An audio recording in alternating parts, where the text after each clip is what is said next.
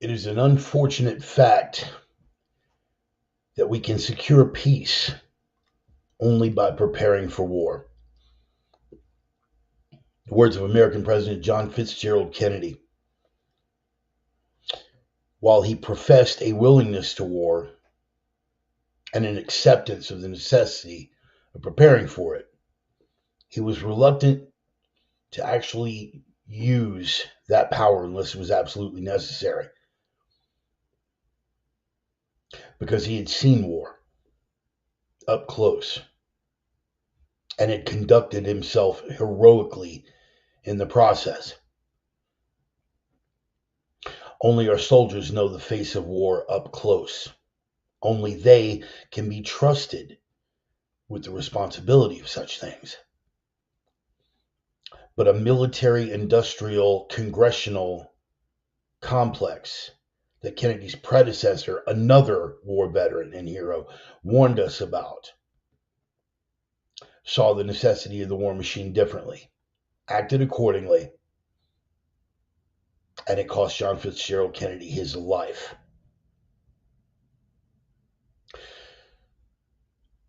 Soldiers are the only ones who understand what war looks like up close. Many people have killed. Many people have taken life outside the boundaries of the mechanisms of war. The world is full of murderers, and we had hundreds more every single day here in a country that is allegedly at peace. But there are different standards for taking human life. There are different mechanisms of taking human life, and there are different consequences and contexts for taking human life. War, quite literally, is the closest that we will see to hell on this side of the veil.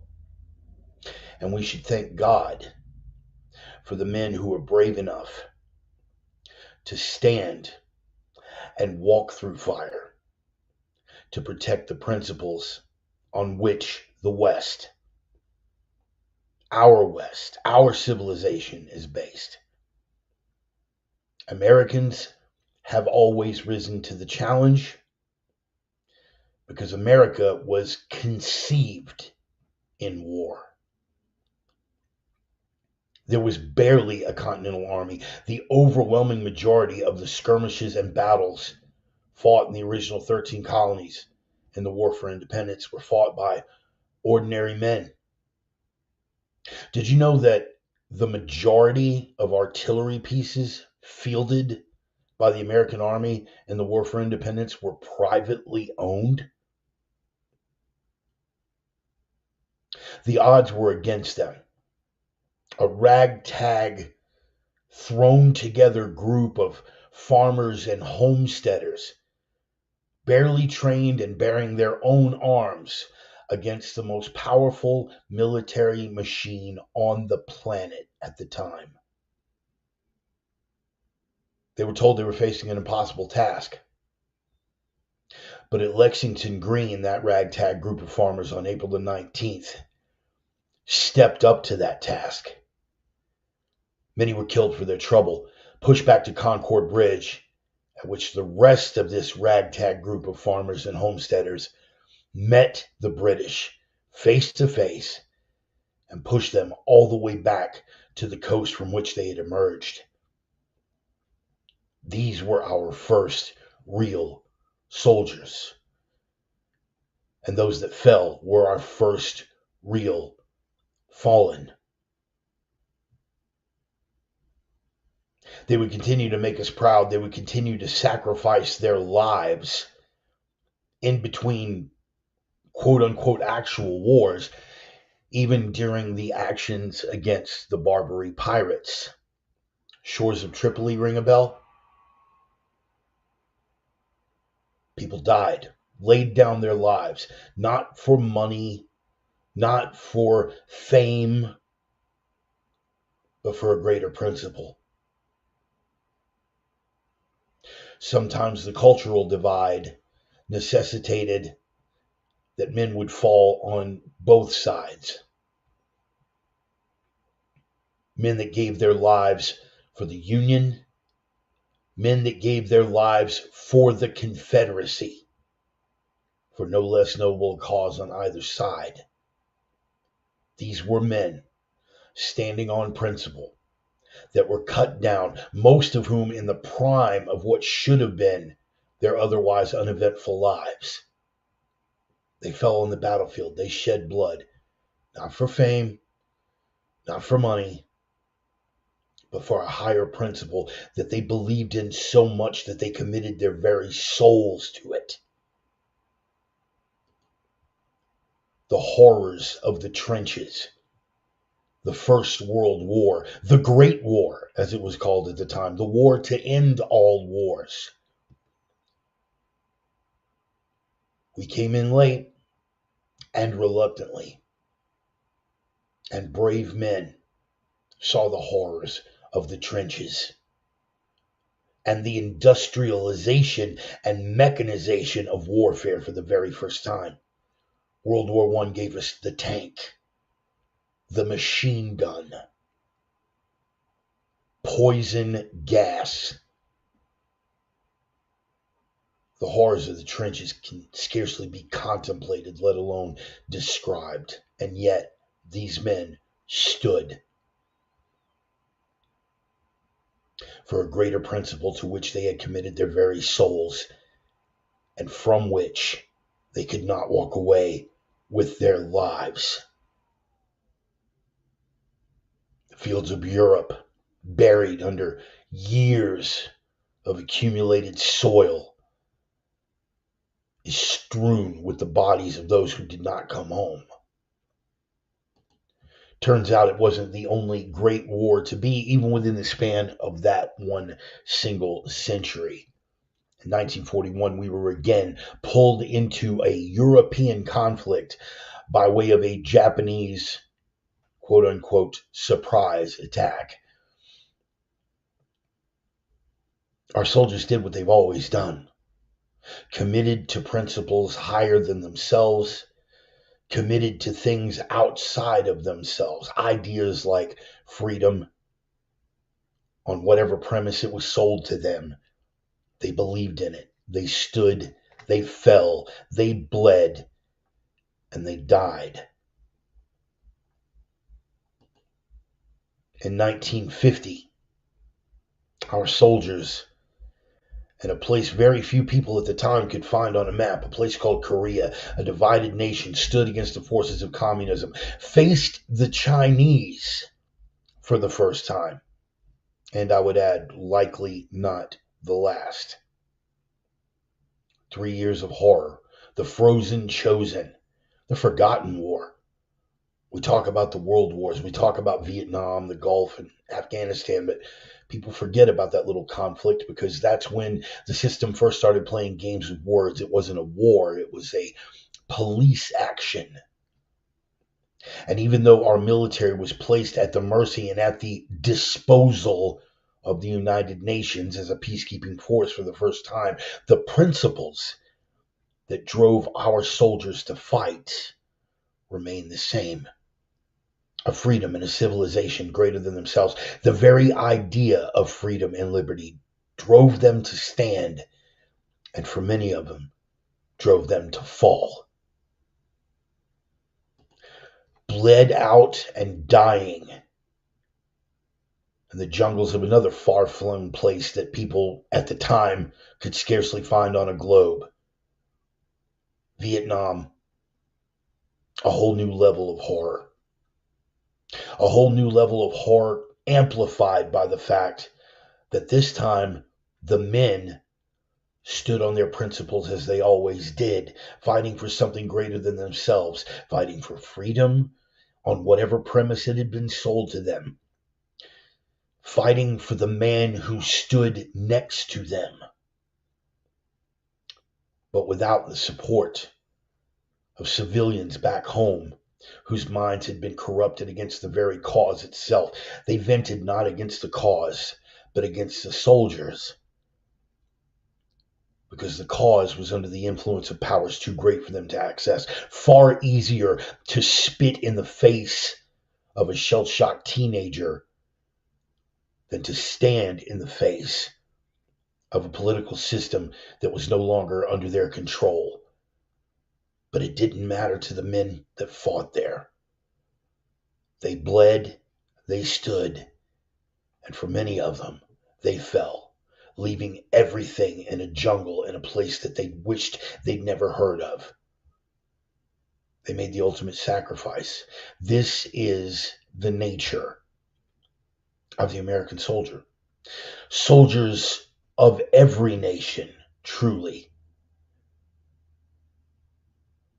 But our nation is something different, and our men are something very different. Keeping with the tradition of politicians selling out the men who actually did the fighting, we face not one but two wars over Iraq and the Persian Gulf. The only thing that seems to have changed is the climate and the brutality. It's incredible the sacrifices these men were willing to make. Fewer numbers of them died, but more of them were affected, more of them were wounded, and more deeply on a psychological level. Gulf War was the first of what would establish the pattern of more men dying of suicide after the fact, because they saw the horror of war up close, but they didn't shirk their duty. They didn't leave their station. They stood, they bled, and in many cases they fell and left everything in a sandbox on the other side of the world. Keeping with the trend of fighting in sandboxes, around the same time we became embroiled in a conflict in Afghanistan, a conflict that would wind up taking us 20 years, trillions of dollars, and more blood and treasure than you could even fathom, all to replace the evil Taliban with the evil Taliban. Those are matters of politics. Those are matters of policy. But for the men that did the fighting, as always, it was a matter of real life and real death. They faced the enemy as they always did. They stood on principles that they believed in, even if it had been sold to them on a false premise. That was not their fault. Theirs was to rise to the call. And they did, and they stood, and they bled, and many of them fell and left everything in another far-flung wasteland on the other side of the world. Seeing the history of what they have been willing to sacrifice, and seeing the history, particularly in the past 40 to 50 years, of what their supposed leaders are willing to put them through in the sense of meat grinder, with little to no regard for their life, is it any wonder that these men are not willing to sign up anymore? Is it any wonder that recruiters can't make their quota? Some on the left will tell you that it's cowardice. Cowardice from the same men that they deride. White men from the South, poor blacks from the South, who have always stood and bled and died, who are finally looking at the system and the meat grinders that they've been run through and said, no more. How dare these people address these men as cowards? These people could not last 5 minutes in their world. But that's the basis of this culture now, isn't it? It's a tough thing to get one's head around. But C.S. Lewis called it decades ago. We make men without chests and expect of them virtue and enterprise. We laugh at honor and are shocked to find traitors in our midst. We castrate and bid the geldings be fruitful. This is the way of America now. It is not the way of the American soldier. Those soldiers are always willing to stand. Those soldiers, those men are always willing to fight. And too many of them die in the process. But they die with honor, while the rest of us, as a culture, laugh at the very concept of it. They build those chests, and they live and exemplify those virtues.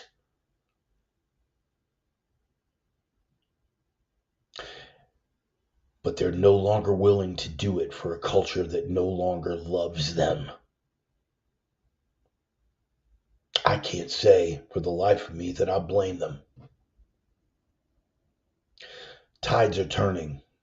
The soldier class, the warrior class will always be there, ready to stand, ready to bleed, ready to fight, and ready to die on a battlefield, foreign or domestic. Who can say where the next cultural shift will take us? But we should thank God from the bottom of our hearts that such men exist who are willing to fight, to bleed, and to die for a principle greater than themselves. Claire Wolfe is quoted as saying, America is at that awkward stage. It's too late to work within the system, but too early to shoot the bastards. I think a lot of the military class, the warrior caste, are starting to realize that the bastards she's talking about are the chain of command that stands above them. And when it's no longer too early to shoot the bastards, I think you're going to find them squarely on the side of ordinary men and women like you and I, because we are the principle that they bleed and die to protect. It's in their heart, their souls, and their minds. It is a principle, one that many of us out there will never be able to get our heads around. But we ignore that principle and the strength of that willingness to die at our own peril. The opinions expressed by the Reverend are his own and no one else's on the planet. Not friends, not foes, not supporters, not detractors, not sponsors, and certainly not employers. They are adjudicated thought crime in all jurisdictions. Consider yourself warned. They are coming from the heart. They are guided by the mind. They are ready to choke you with a big fat dose of the truth cock, with a black latex glove and a fistful of truth. Coming at you one more time, Memorial Day edition. Oh, goodness. One little hiccup spoils an entire good opener. I'm glad you guys made it out, man. This isn't going to be a full sermon. I just wanted to touch on some things right now. Everybody in for the drum roll, because you know how we do. A little bit of Red Desert to kick us off, as always. I'm going to go through real quick, do a semi-roll call, kind of find out who's on board. Memorial Day, man, it weighs heavy. It weighs heavy. And for the people that are gone, and for the people that are fallen, if you have family or friends that have lost family or friends, this is for them. If you have a family history, this is for them. See who's on board, man. Let's get this on the road. Let me see who's on board. Of course, Brother Bill is going to be here. We knew that. Roman and, of course, Carrie. Yes. The Opium Tales bunch. Always nice to have you all on board, man. We've got the Mighty Stone. Good to see you in the house, brother. Brother Dennis showing up. Hey, I heard about I caught your post about the trail ride, bro. You can totally be forgiven for not making it out for the sermon. It was a good one. It was a good one, but you can catch the replay. That's why we do the replay. The Mighty Stone. Thanks for the reminder. Yes, sir. Yes, sir. Appreciate it, man. There's Brother Dennis. Who else do we have on board? Deacon Mark. Cool. And I'm sure Ida is sitting next to you on the porch. You guys are properly buzzed up on some nice brown liquid inebriants, and one or perhaps both of you enjoying a cigar, or one of one with a cigar, and I'll pass you a cigarette, Mama. He doesn't have to know. That's cool. The Sinner Sister herself, OG, the Divine Miss Emmy. Glad to have you on board, man. Rolling on through. Joel Allen Jackson Jr. Glad you made it, brother. Hope Memorial Day was outstanding. Let's check it out. We're just gonna roll on down. Got most of the usual suspects here, man. I'm gonna roll it. Life is beautiful, brother. That's good to hear, man. It's good to hear. Gonna go ahead and fade the bumper music out, man. This is a special edition. This isn't a regular sermon, but I kind of wanted to keep with the vibe. And I wasn't even really planning on doing an opener. That whole opener I put together in the last, honestly, in about the last 30 minutes before we went to air. Seriously. Which is not to puff my own pecker about being able to shift on the fly or anything like that, but honestly, I was just going to make it a conversation. I mean, all these things are basically just conversations. Just a group of friends sitting around the table, having some coffee, smoking cigarettes, and just talking about the affairs of the day. And it was just going to be a conversation. I was just going to roll in with a little bit of music, and we were going to go for it. And in doing the show prep for a couple of bullet points that I wanted to make, probably about a half hour ago, 20 minutes or so ago, it hit me. I was looking at these numbers and I was crunching them, and I was like, nah, man, nah, we got to go a little bit deeper on that. We got to go a little deeper. Because it really does carry that much weight, man. Memorial Day is, you got Veterans Day for all the people who have served. Memorial Day is something special, something very, very special. And in keeping with the rest of the culture, everything becomes about barbecues. Everything becomes about, hey, it's a day off work, and all, and people forget. They want you to forget. They, for all the lip service that culture pays to remember the people that, no, culturally, the top dogs want you to forget. Because if we genuinely remembered, we would live in a way, or at least endeavor to live in a way that honored those sacrifices, man. Not only do they want you to forget about the sacrifice, but the sacrifices that we do remember, they try to twist it around and irk it, and they will always parade the one guy who's like, it is one thing, and you have to be an absolutist on certain levels for certain constitutional principles, free speech being a part of that, okay? It is one thing to say, yes, those people died for your right to say this unconscionable thing. Yes, these people died standing up for your right to piss on an American flag. They stood up for your freedom to be able to tell us what a shit country we are and how our history sucks and we've never done anything good. They died for you to have the right to do that. Right. And so you do it. Sometimes I'm reminded of Colonel Jessup from A Few Good Men. Rest of the character and the story aside, I'm reminded of that monologue. It's not that you can't handle the truth part, although that also applies. It's like you live under the very mantle of protection that I provide, and then question the way in which I provide it. I am a free speech absolutist, man. I want the scumbags and the maggots able to speak their mind clearly, because that does remind me that we live in a free country.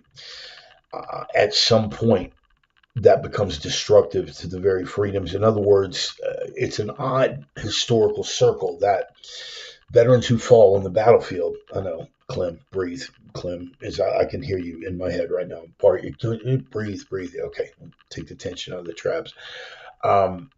It is an odd historical irony that these people bleed and they die for the principles of what? Freedom, right? Freedom, individual liberty.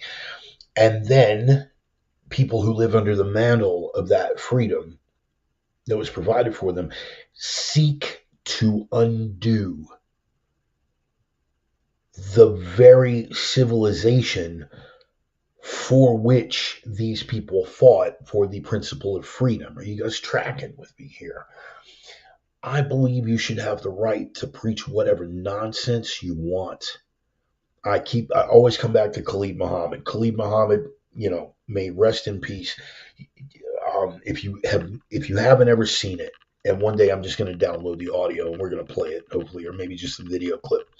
Khalid Muhammad was a representative of the Nation of Islam, right? He was one of Farrakhan's boys, and he was so consumed with anti-white hatred that even Farrakhan had to give him a push and be like, bro, pump the brakes. No, you're not going to pump the brakes. Dude, you were freaking people out. When Farrakhan is telling you to ease up on the anti-whiteness, you should probably check yourself. But Khalid Muhammad delivered a speech at a church in Los Angeles. It wasn't a speech so much as a debate. He was debating a gentleman by the name of Anthony Hilder. And it was a church in South Central Los Angeles where this debate was taking place. And man, Khalid Muhammad goes on this tirade, man. And if you haven't seen it, look it up. It's going to be hard to find. I think they pulled it from YouTube and a couple other platforms, but oh, it is just the hatred that pours out of this man is magnificent.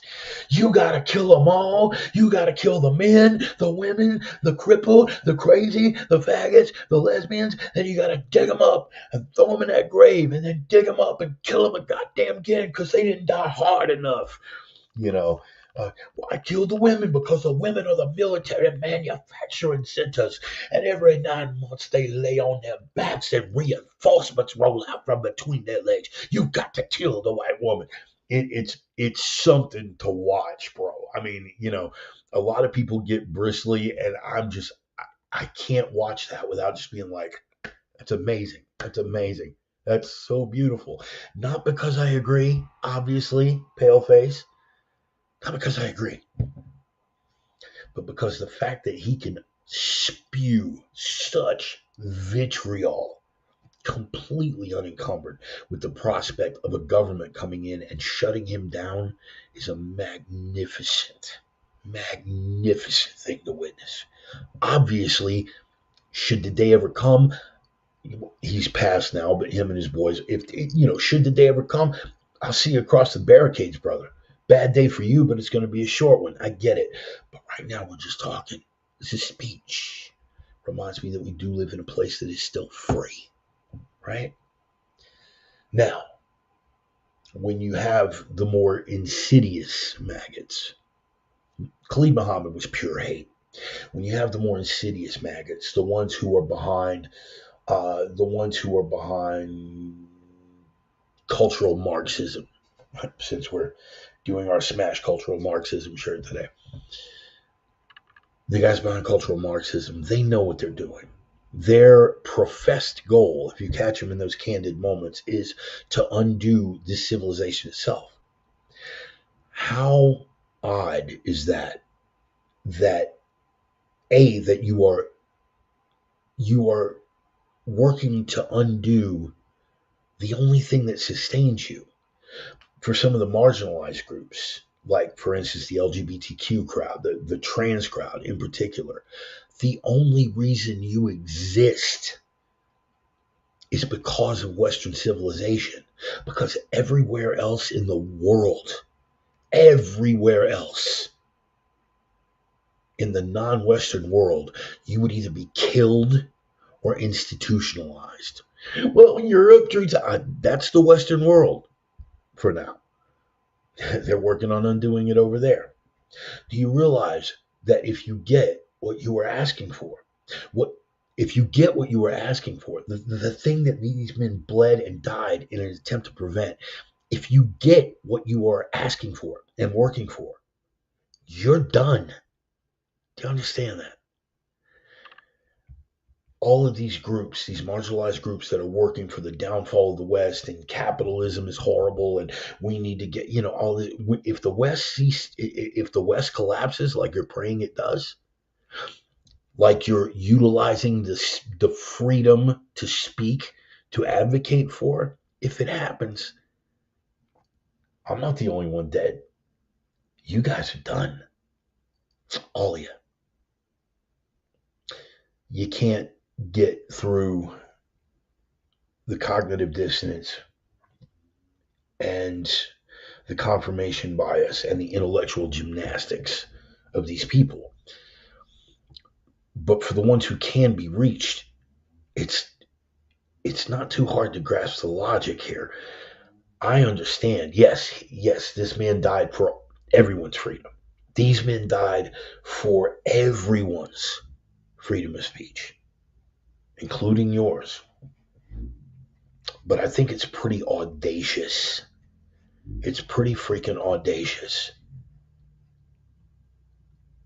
It's one thing to speak out against things that your country is doing, things that you feel that are wrong that your country is doing. Cool, I can get behind that all day long. When you start advocating for its downfall and its overthrow, we're in a weird area. And that's something that I struggle with a lot, particularly going into some of the things we're going to be talking about here in a minute, with the way the culture's flipped. I struggle with that a lot. My principles say what you want. My principles, on the other hand, do not advocate take direct action against the civilization that has given you the privilege to speak. It's a moral quandary, but at the end of the day, you've heard me go over this on the sermon before about people say, well, I want to be on the right side of history. I don't give a damn about being on the right side of history, because history is written by the victors. So whether or not I'm on the right side of history really depends on whether or not we win. So all other principles aside, that is the one principle. Win. For all the freedoms these men died for essentially what were the cultural underpinnings of Western civilization. Those were the ideological and moral concepts that these men died for. They died for that in their heads, even when it had been sold to them on a false premise. Even when the tide started to turn back around the Vietnam era, to where the entire culture had been turned against what they were doing. The entire culture had been turned. We see if this sounds familiar. When we were polarized the way that we were in the year of the Trip Hammer, 1968, going into the convention, Chicago. Half of this country hated the other half. Prepared and actively did engage in violence against the other half. Meanwhile, you've got 17, 18-year-old kids.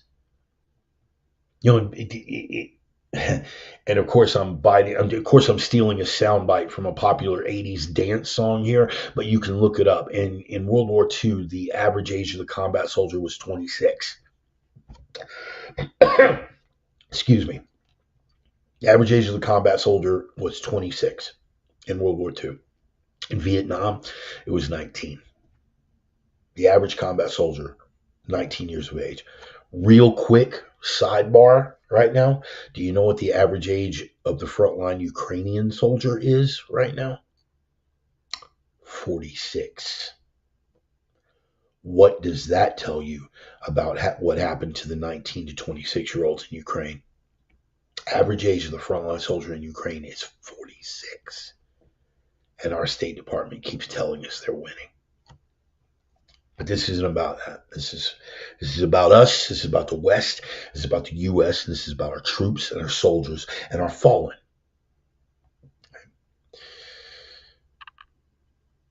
Vietnam was when it really started to shift. The forces that we see arrayed against the West now, these cultural forces that advocate for socialism, that advocate for communism, that advocate for the death of the West, that advocate for open borders, and all the things that try to eliminate the nuclear family and any moral compass, like all of those forces were there, right? And I would venture to say that now they're even more entrenched. They're even more entrenched. You see, in the Vietnam era, you at least had to wait until they got home from the jungle to start pissing all over them and everything that they stood for. Now, hell, man, they do it pretty much the minute you hit basic. Keep in mind, man, these are things that are easily researched. Who makes up the majority of the grunts? Who makes up the majority of the boots on the ground? Prior to now, who has it always been? The economically disadvantaged, which in the United States means black. Sorry, but there it is. First generation Latinos and poor whites from the South. And the overwhelming majority is poor whites from the South. Okay? This is the only group of people that you are still not only allowed, but encouraged to ridicule and deride and hate.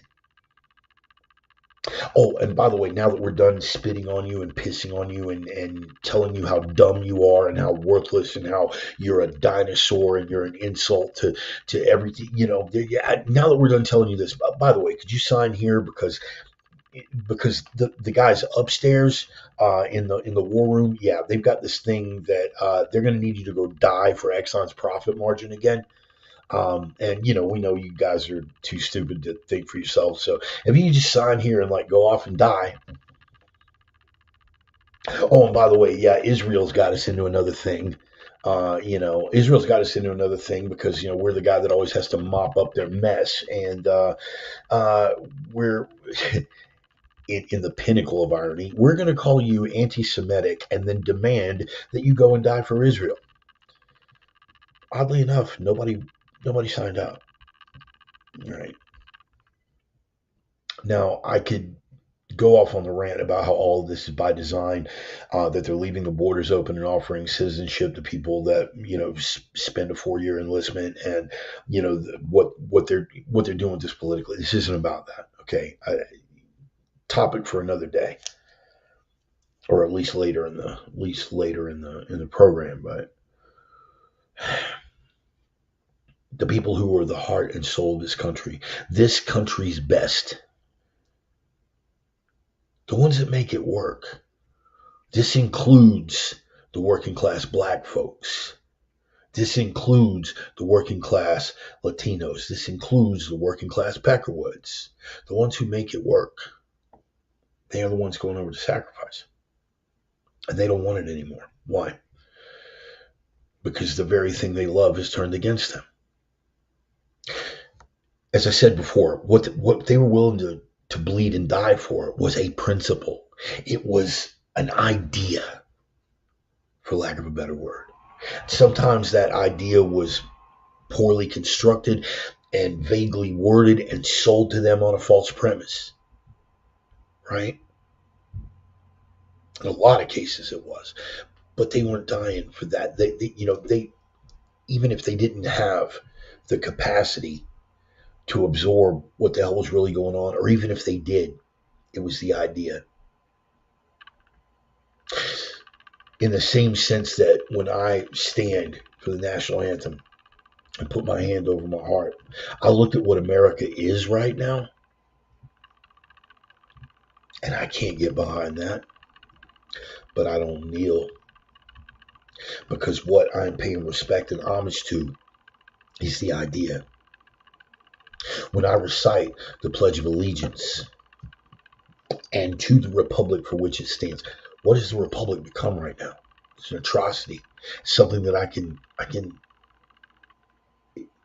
it makes me retch. But I'm not standing for that republic the way it's been sold to us. I am standing for that idea. I am standing for that promise. And I'm still a punk-ass coward because those men behind the strength of that promise were ready to go fight and die and get bled out on some country that they couldn't even find on a globe. And they did it by the thousands, man. It is something to behold. It is something to really ponder the strength of somebody's conviction like that. But predictably, we've ignored it. As a culture, we have failed. We have failed them. And these very people who are using their free speech to push these ideas have the further audacity to say that this is their way of honoring the sacrifice of these men.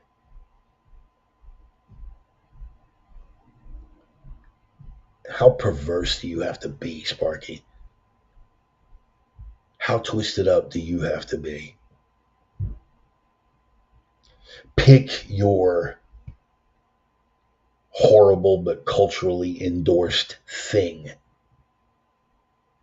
and say that to somebody who lost a family member overseas, that your way of honoring their dead son is by advocating for the surgical mutilation of healthy teenagers. Your way of honoring their dead son is pissing on an American flag. That's your way of honoring their dead son. Ain't that something? Again, on principle, as an absolutist for the First Amendment, I've got to advocate for the right to say it. But some days, my small L libertarian leanings start giving way to my inner Charles Bronson.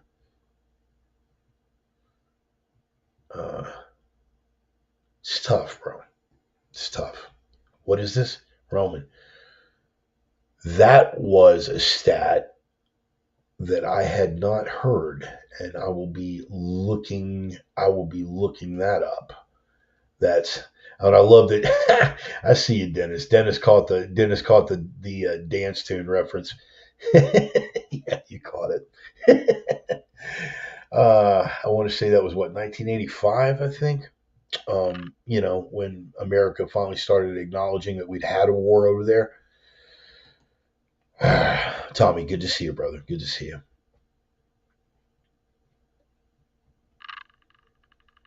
These are the things these men bled and died for. Okay.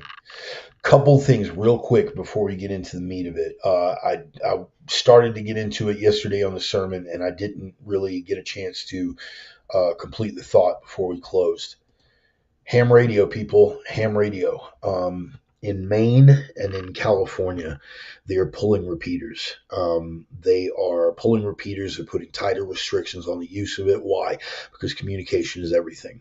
Communication is everything, particularly in the midst of civil unrest or crisis, where the better part of our usual avenues of communication have been shut down. When the cell networks aren't working, when regular telephone lines aren't working, when access to the internet has been shut down, all of these things, ham radio.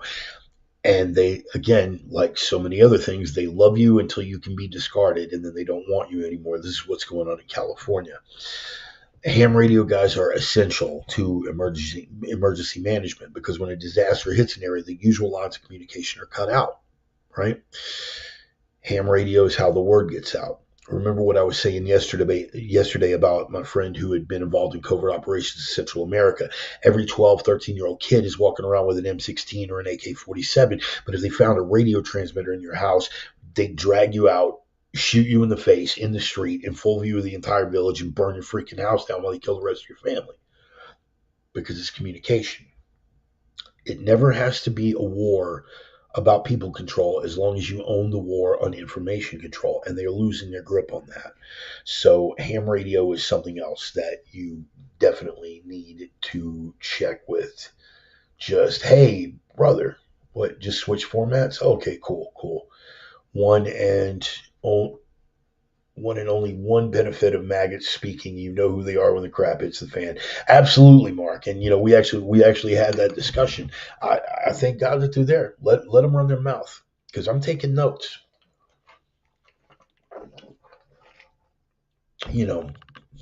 They think this people's revolution is A, going to go smoothly, and B, put them in the winner's circle.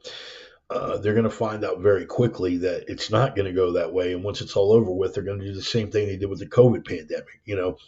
Oh, I know we advocated for you guys to be put in prison and to starve to death and have your kids taken away from you. And I know we hoped you died and everything, but now that the pandemic's over, we can all be friends again. No.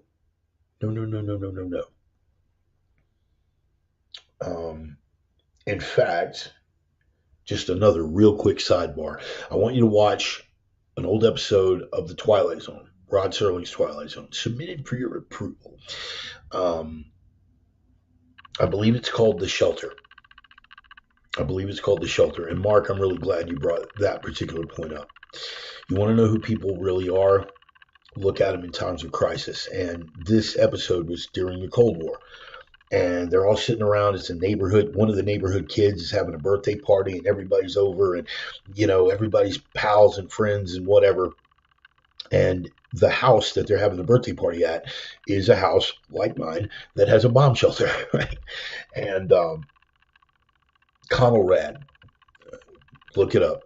Conrad comes over the airwaves and says, "Hey, nation's under attack. Everybody seek shelter. We got a couple hours before the bombers get here," because back then it wasn't, the 6-minute submarine missiles and the 27-minute intercontinental missiles, bombers. So they're saying we got a couple hours. Everybody seek shelter. Well, the family, of course, everybody bugs out of their own house, right? The family goes down into the shelter and just seals everything off. And the rest of the neighbors are coming by and they're doing everything they can to beg and plead and cajole. And the guy helps people out as much as he can, but eventually he's got to shut that door.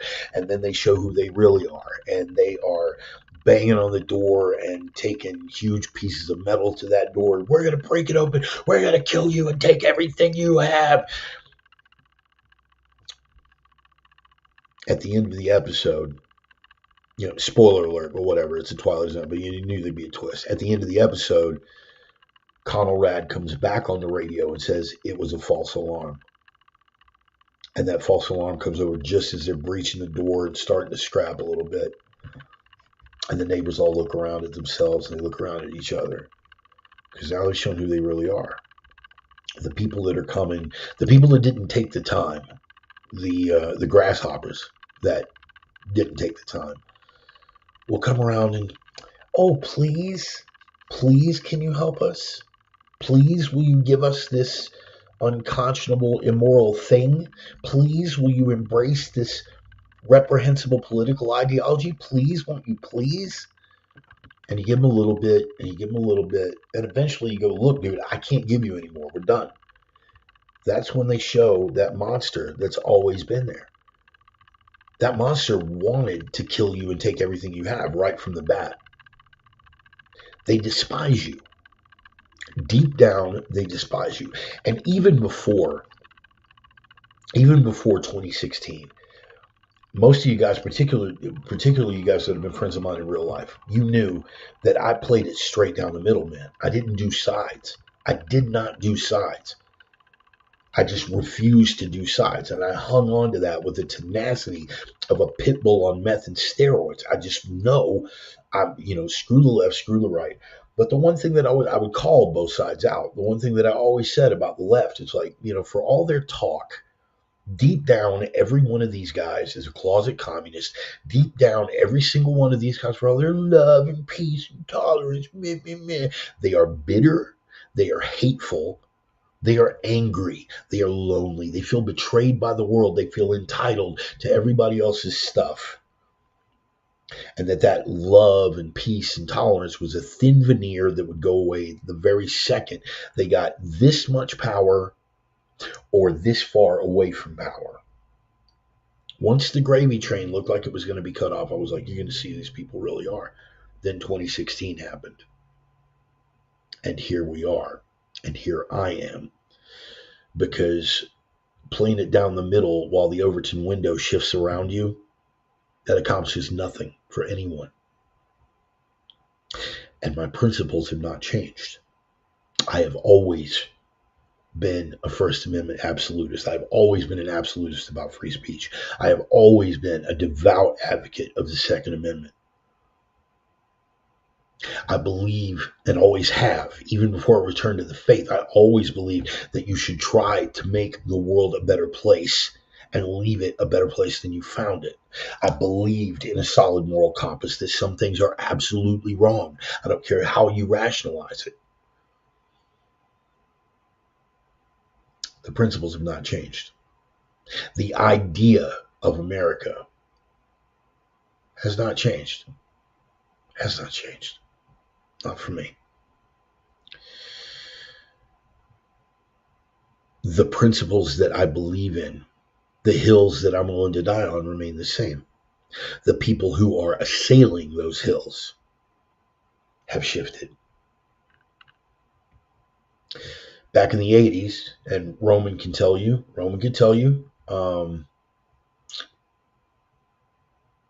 back in the 80s, it was the evangelical Christian right that was an existential threat to free speech.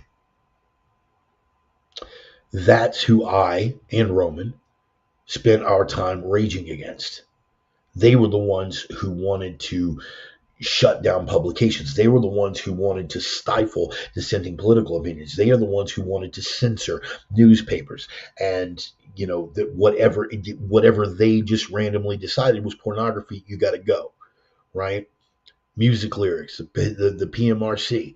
That was those days. It was the evangelical Christian right, and of course, shrill housewives with nothing better to do, like Tipper Gore and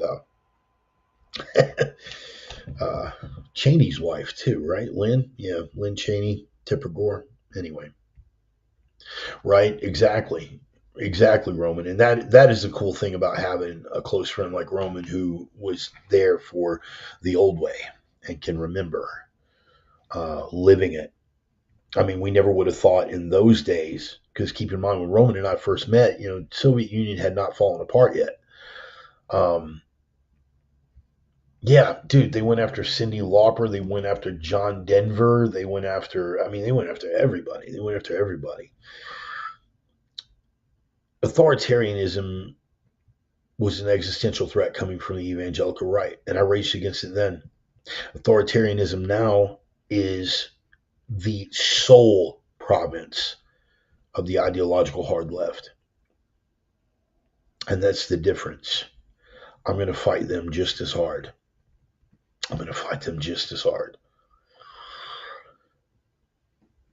Roman can tell you, like back in the 92 Republican convention down in Houston, I was, and here's where principle butts up against real world.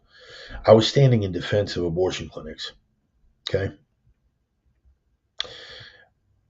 I was marching with members of the Revolutionary Communist Party and La Resistencia. I nearly got run down. Johnny and I both nearly got run down on horseback. The HPD when they came crashing in outside the Houston Astrodome. I got my head split with an HPD nightstick. I was pretty far to the left at that point.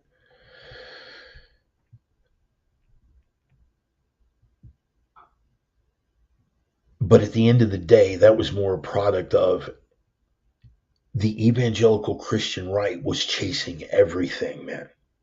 They were chasing everything.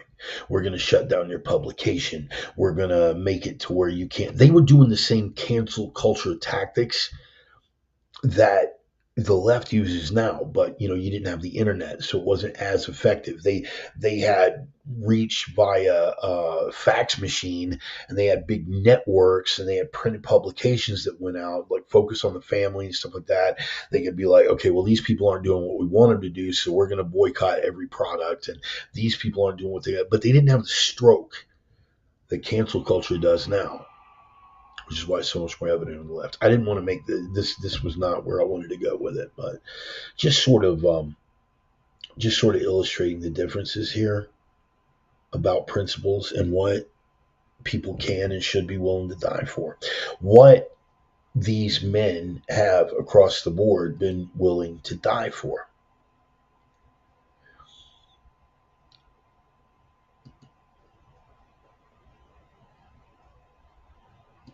And the principle and the core values are always the same, right? You ask, what are we fighting for? Freedom. And then, of course, the yahoos and the maggots want to be like, oh, yeah, you're fighting for freedom. Fuck you, dude. You're fighting for Exxon's profit margin. And you know what? Factually, they are correct. But that's not how the boot on the ground conceptualizes it. They still believe that if we fight them there, We won't have to fight them here. And that is the principle that they're defending: freedom, liberty, the sovereignty of the individual. These are the things, these are the concepts that these men are willing to bleed and die for. If you told these men up front, hey, look, dude, there's a chance you're going to come back missing a leg.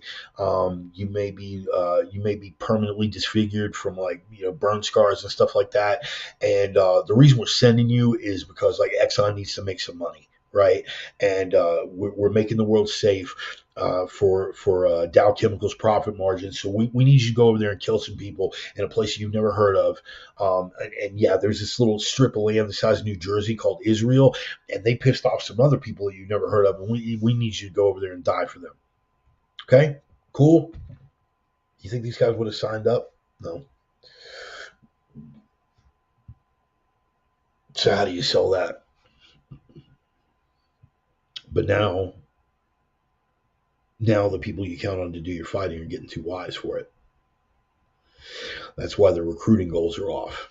That's why they can't make their quotas. That's why there's even talk going around about a draft. Spooky.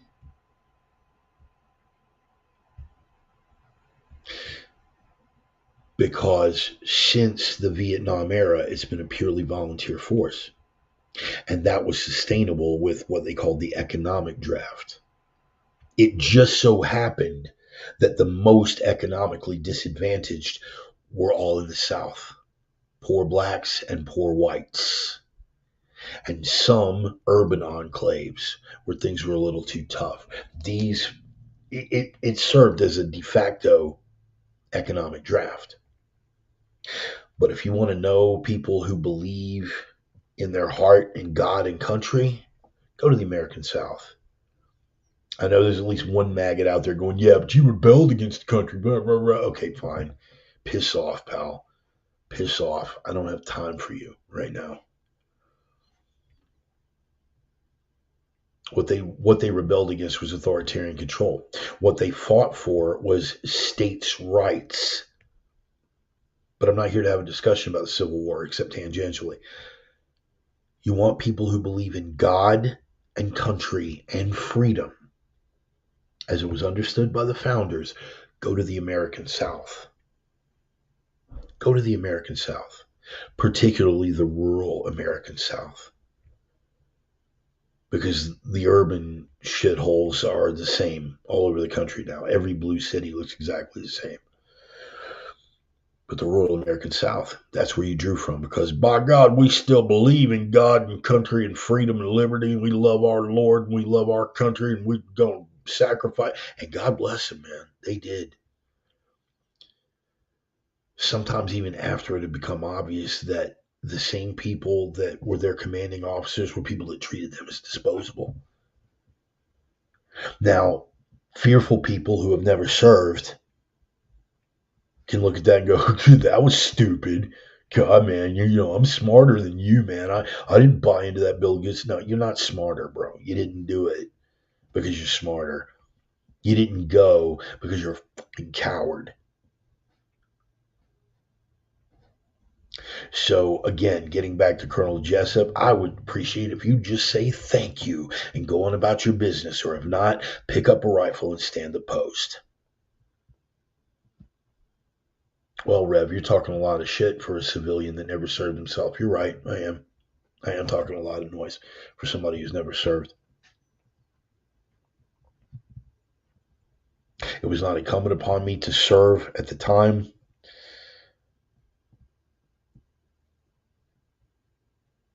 I'm not going to sit here and tell you, yeah, well, I would have. I totally would have. I didn't serve. That wasn't the course where my life took me. And I didn't feel convicted enough in my heart at the time to go and bleed.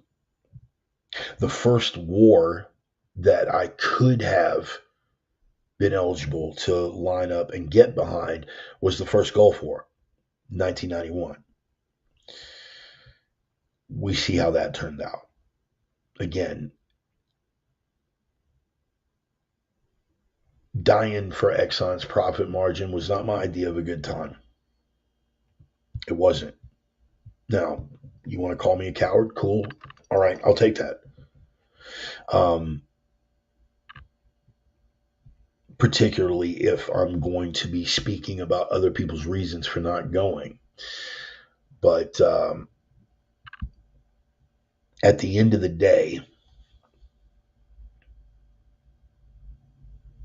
you take it back to my grandfather. Okay. My grandfather during World War II owned a small textile factory. And my grandfather on my mother's side um, was of German descent, and his first name was Adolphus. What an unfortunate name to be gifted with during World War II. Adolphus Jack Hewitt Jr. Call me Jack. Yeah, Grandpa, that sounds like a good idea.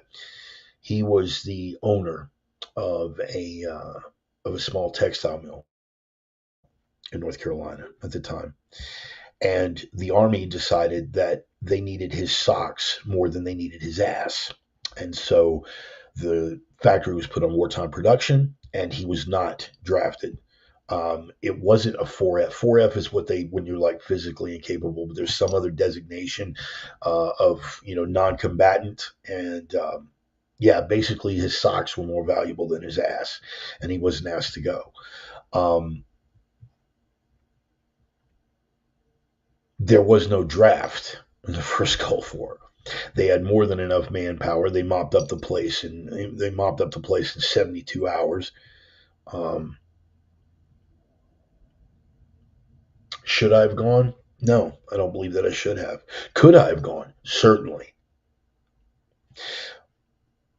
But the comparison to my grandfather is over the ensuing years, I have trained more vets, trained more active duty folks, trained more even spec ops guys. I've had rangers come through my program. When I was doing the kettlebell stuff, when I was doing the combative stuff, I've had rangers come through the program. I've had basic boot Marines. I've had recon guys, a couple of special forces. And they have had not just my students, but any of the veterans have had my undying support. If there's a cause for veterans, I give, right? If there is if there's a march, if there's an outreach, if there's something that needs to be done, I am behind those boots on the ground 110%. Now, a lot of people would say I don't get an opinion because I didn't serve. And you know what? You can make a case for that. You can definitely make a case for it. But you're going to get my opinion anyway. Because if they bled and died for your right to piss on their efforts, then I think suffices to say that they bled and died for my rights to say, good job, we've got your back. So if those are your objections, crumple them up into a nice little ball and unclench the butt cheek, Sparky, because we're going in unlubricated. Okay? Okay. Just wanted to address that real quick. In all the wars that the United States has ever been in, and we're going to talk about wars past and wars present. Wars past first. I'm going to give you in ascending order of casualties. Okay. And we're going to get past. We're going to get up quickly into the modern era, but let me give you the low end of the spectrum. The Spanish-American War, we lost 2,446 soldiers. The War on Terror, collectively, and this includes both of the Gulf Wars and Afghanistan, we lost 7,078. The Mexican-American War, little 2-year excursion, slightly before the Civil War, 13,283. The War of 1812, we lost approximately 20,000. Okay? And in the American Revolution itself, 25,000 Americans in the American Revolution gave their lives to win our independence from the British. Now, I'm going to let you guys guess. Of all the modern wars, all right, and we're going to go, and we're going to bridge the gap with the big winner. But Korea, Vietnam, World War One, World War Two. What do you think in terms of casualties would be at the top of that? And in terms of total casualties of war, not talking about a disease, because keep in mind, up until World War One, disease killed more people than combat in every war up through World War One. So, anybody want to take a guess? Anybody want to take a guess at the low end or the high end? No Google Sheets. Just spit it out there. If you're in the chat, throw it out there. Which of the modern wars killed more people? World War One, World War Two, Vietnam, Korea. Anybody? Anyone want to take a gander? Nothing? Okay, cool. Well, I'm going to go ahead and spill it then. Spoiler alert. In Korea, we lost 36,516 men. 36,516 men in Korea. All right. That was in 3 years.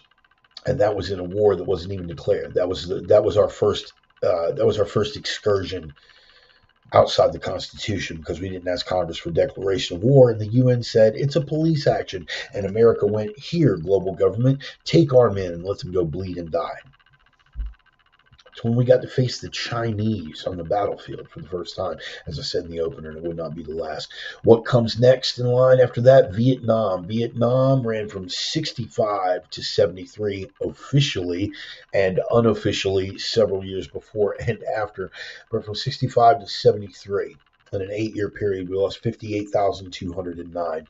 World War I, in a 2-year period, we were only involved in that war for 2 years now. Ponder that. Ponder that compared to how long all these modern wars have lasted. We were involved in World War I for 2 years. We lost 116,516 men.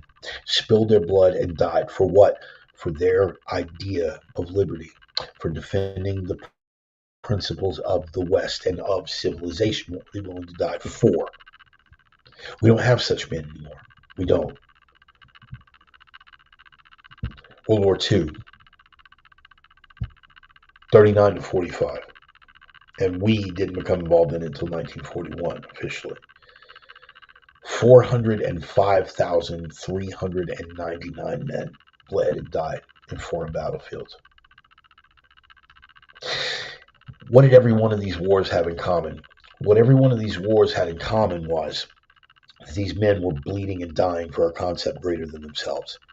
These men were bleeding and dying for their idea of liberty, for their idea of all of the cultural underpinnings in the West, the sovereignty of the individual, trust and love for God and country and freedom. These men were willing to bleed and die.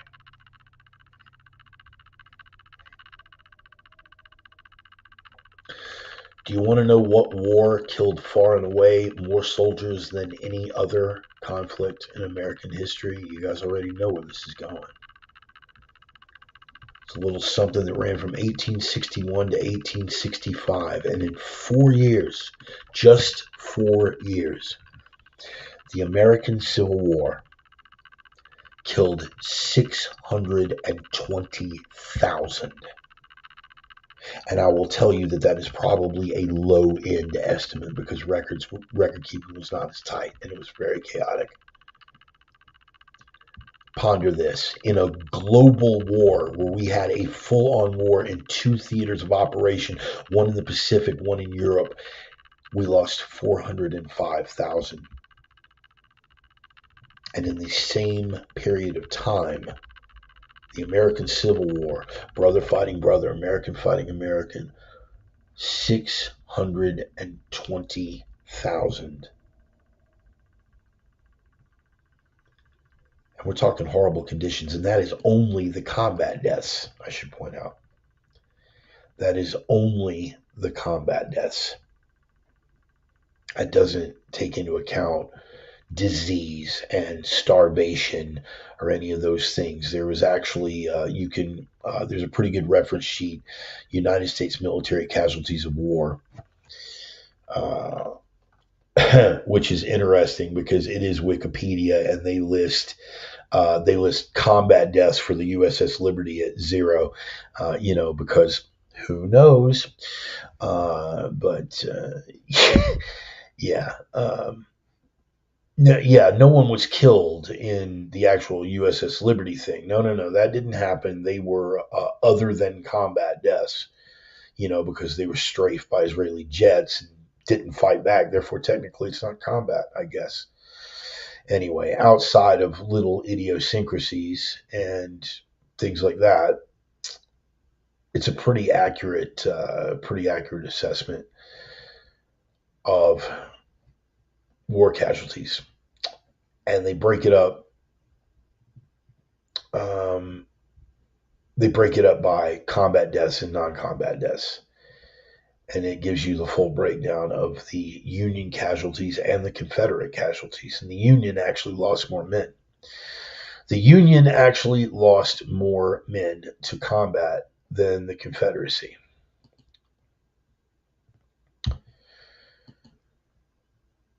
Speaking of past wars, also correct. Also correct. And you know what, Tommy? That's a historical fact as well. It affected us for generations because all of our best and brightest, our strongest young men died on the battlefield. That shook America to its core for generations. What do you think is going to happen to Ukraine when this is all said and done? The meat grinder that we are running them through and throwing hundreds of billions of dollars at, and continue to tell us that the Ukrainians are going to win. It's unconscionable, bro. It really is sick. But I didn't come here to talk about that. There's another war that we're revisiting because I talked about wars past and wars present. Here's another war. Here's another past war. The Opium Wars. What do you guys know about the Opium Wars? It was the British. The British were enforcing the export because history has a sense of both humor and irony. The British were enforcing the import of opium, processed opium, raw opium poppy, and everything else being imported into China. The Chinese had prohibited the use of opium because the Chinese then, as now, understand that a culture that is undermined from the inside ceases to be a world power, ceases to be anything to be feared, and ultimately plants the seeds of its own undoing. The Chinese understood that then, they understand it now. Us, not so much. First Opium War was from 1839 to 1842. And the Brits took it to them. They're like, we're going to continue to ship opium, and if you don't like it, too freaking bad. We're going to kill people. We are going to sink ships. We are going to do whatever it takes to keep your ports open, and you will continue to take our opium. Eventually, they were more or less successful. But then coming back around in 1853, after the First Opium War had been long over and the whole conflict comes up again, Second Opium War came from northern China after the Taiping Rebellion. And suffices to say, the Brits did what they needed to do because money over everything, money over everything, money over everything. And they realized that the opium wasn't just about making money, wasn't just about the profit, it was about undermining your enemy. If your enemy has decided to prohibit the consumption of opium within their borders, and you push and you're selling that very opium inside their borders and using your own navy to keep those shipping lanes open and keep those ports open and not resisting, if that's going to happen, Laura, I'm glad you're here and we're going to talk about that. If they are selling the inebriant, they're profiting from it. And that inebriant is weakening and demoralizing your population, well, then we win twice, don't we? History, as I said, is not without a sense of irony and a sense of humor. Would be a win-win scenario, and it is. Laura Lee, glad you made it out, huh? Just got here, but I've been telling folks that I feel it's definitely a nefarious plan by the Chinese to weaken the U.S. by importing fentanyl. I am so glad you're here. I am within reach of my phone, and I could have sent you, hey, I need you to chime in the comments. But no, guys, it happened. It happened organically. It happened organically. She popped up, and she's got the right idea. So much so that our compromised president, our compromised State Department, Anthony Blinken, did not even address it with President Xi. Anthony Blinken is our Secretary of State. He went over there and literally. Let me run down the numbers because I've got it pulled up in these tabs right here. Fentanyl is the leading cause of death now for Americans age 18 to 45. For Americans 18 to 45, fentanyl is the leading cause of death. Number one, far and away. In 2023, fentanyl killed 74,702 people. In 2022, it killed 76,226 people. What are the headlines? What are the headlines there? What do you suppose the propaganda machine would be saying about that? Over 70,000 people killed by fentanyl in a single year. That would be the headline, wouldn't it? Fentanyl, number one cause of death. No. The Centers for Disease Control took those figures from last year, 74,000, and said U.S. overdose deaths decrease in 2023 for the first time since 2018. That's what he's saying.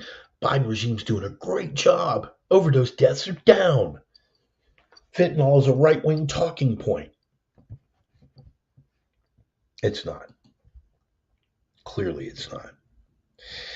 And Laura, you were correct in your assumption. Yes, thank you. Thank you. Yes. What do we got? 20 strategies are running. Dennis, I love it. See, this is what I love. When all the hardcore, when all the OG Reverends Rangers come out, it's like you guys know where I'm going before I'm even going there. War's past and war's present. I'm going to tell you something, people. We are at war. What do you guys know about fifth generation warfare? You guys should do a deep dive. I want you to look that up, and I want you to let yourself be consumed by that. What do you know about fifth generation warfare? Fifth generation warfare is warfare on all fronts. You remember the old days where we used to just huck spears at each other and throw rocks, and then came bows and arrows and firearms, and massive armies would meet on the battlefield in huge formations, and they would confront each other using different mass tactics and the best weapons they had at the time. And then came the firearm, and you could end someone from another zip code, and the ranges became longer, and then came guerrilla warfare, and suddenly the superpowers weren't superpowers anymore because they were fighting insurgencies. They had no idea how to fight insurgencies, and so we went into Vietnam, and we got our asses handed to us by a bunch of peasant farmers, and then we went into Afghanistan, and we got our ass handed to us by a bunch of goat fucking savages because we were still fighting the last war. There is a book that my friend, Mr. Moore, gifted to me called The Sling and the Stone. Look that up. Roman, if you could just post a link over in the comments real quick, because clickety click is going to mess me up here. The Sling and the Stone. It's available on Amazon. Buy it used, but buy it and read it. Because it talks about the problem that we've always had. And this book was written before fifth generation warfare was really a thing. But it talks about how we keep suffering because we are still fighting the last war. When we fought Korea, we were still using the tactics of World War II. Only nobody gave the Chinese the memo that those were the rules. Nobody gave the North Koreans the memo that those were the rules. We were still fighting World War II in Korea when we went into Vietnam. Only, we're the most powerful military machine on the planet. You can't hope to resist us. And a bunch of peasant farmers handed us our ass. I mean, that wasn't all there was to it. The soldiers still went and died what they thought was the idea of freedom, no matter the false premise it was sold to them on. That's not the point. The point is we were the most powerful military machine on the planet, with the possible exception of the Soviets at the time. And we got our ass handed to us by a bunch of ragtag farmers. That sound vaguely familiar? 1775, Lexington Green, Concord Bridge.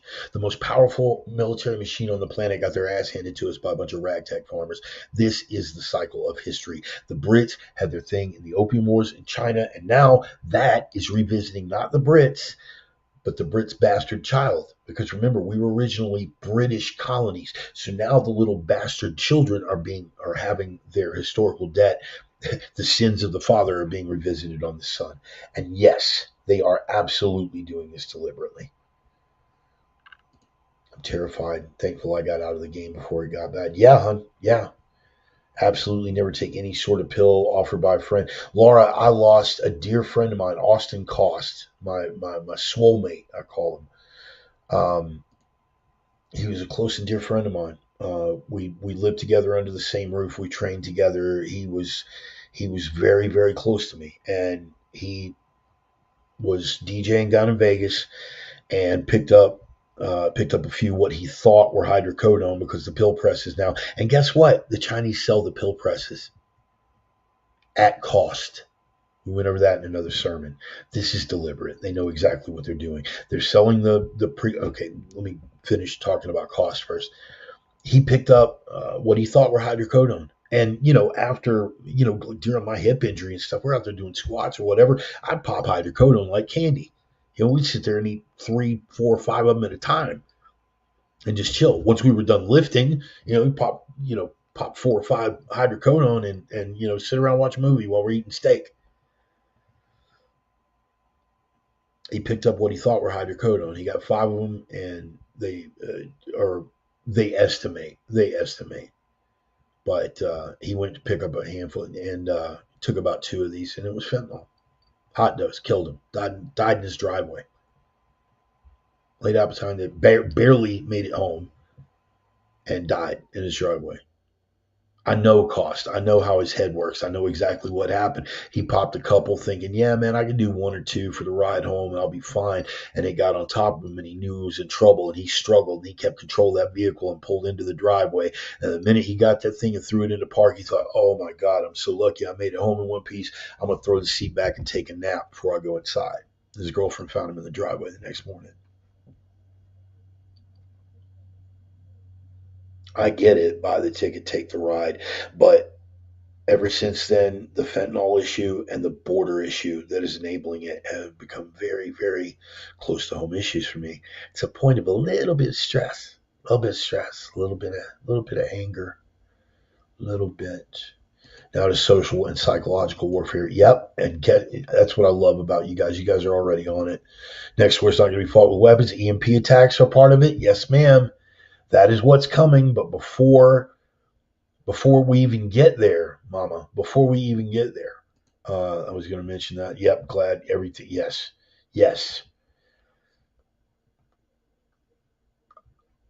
Yeah, hon, it's bad. And you're correct. EMP attacks, you are correct. EMP attacks are going to be part of it, part of the end game strategy.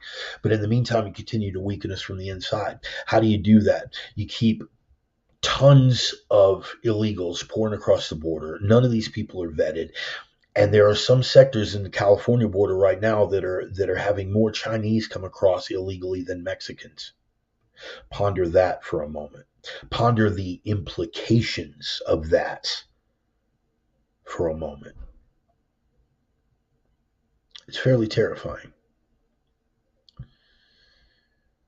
We've got people coming across from Middle Eastern countries. That border is wide the hell open. Why wouldn't it be if we have a regime that's already compromised? Why wouldn't it be open? Chinese spy balloons fly across this country, and we treat it like it's no big deal, and the propaganda machine gets behind the regime. Don't blame them. They're doing what they're supposed to do. It's propaganda.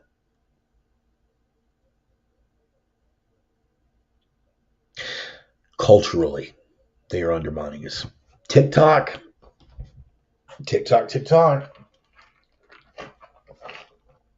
As a First Amendment absolutist, where do you think I stand? Where do you think I stand on banning TikTok? I'm absolutely opposed to it. Absolutely opposed to banning TikTok. However, just because they are free to speak within the borders, I am not for Trojan horses when it's known to be a Trojan horse. TikTok is financially connected to the Chinese Communist Party. They don't have the right that a U.S. citizen does. Does the platform have a right to exist? Absolutely. And if it's under American ownership, I don't have an issue with that. The First Amendment applies to citizens. Do you understand me? You tracking? The First Amendment is not a backdoor gateway for foreign powers who seek to undermine and destroy this country to get in under the umbrella of the freedom of speech that they don't even have in their own country.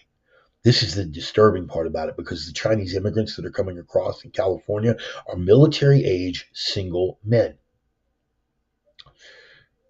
Let me ask you something. Does communist China seem like the kind of country that doesn't have their own borders under control? Does communist China seem like the kind of place where if you're tired of living there, you could just leave, right? I'm just gonna leave. I'm gonna cross the border into a neighboring country and just gonna hop a commercial flight to Mexico and walk across. Does that sound like something that goes on? Don't be dumb, please, and spare me the whole nation of immigrants thing. Spare me, okay?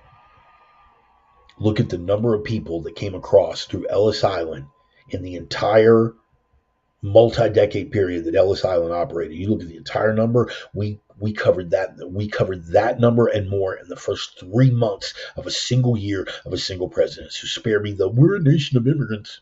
Spare me. I won't hear it. You're right. Laura brings up another important point. Why are they buying the farmland? Why are they buying all these factories in the United States? If they're not going to actively put them to work building things over here, if they're not providing American jobs, then why are we allowing them to purchase the farmland and the factories? Why? Because the powers that be are compromised. There is no other alternative, period, end of statement. Sit down, shut up, you're wrong. Do you want to know why the Chinese couldn't attempt a Red Dawn scenario here? And here's the irony of me using Red Dawn as the example. This abortion of a remake of Red Dawn that came out, right? Where the enemy was Asian.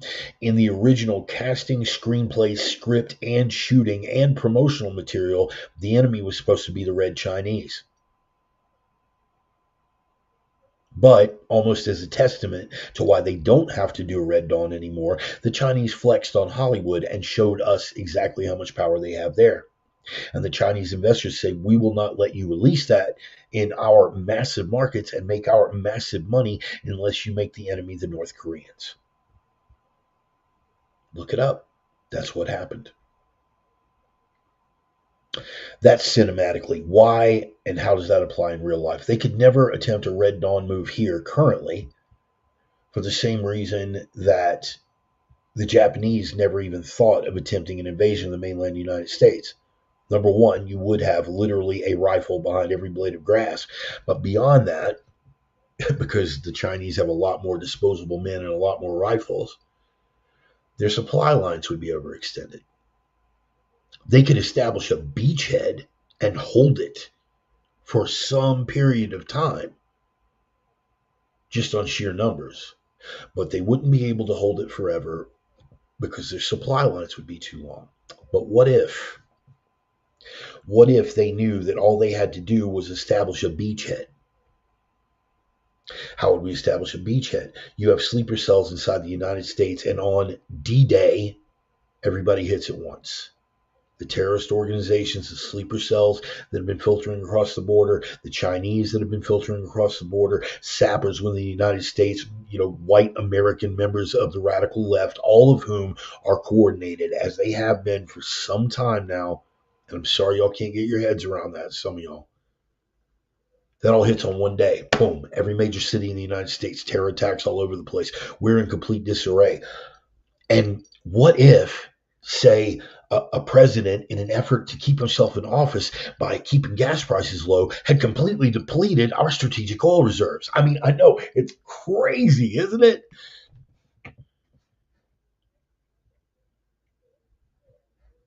You had better get your heads around some things, people.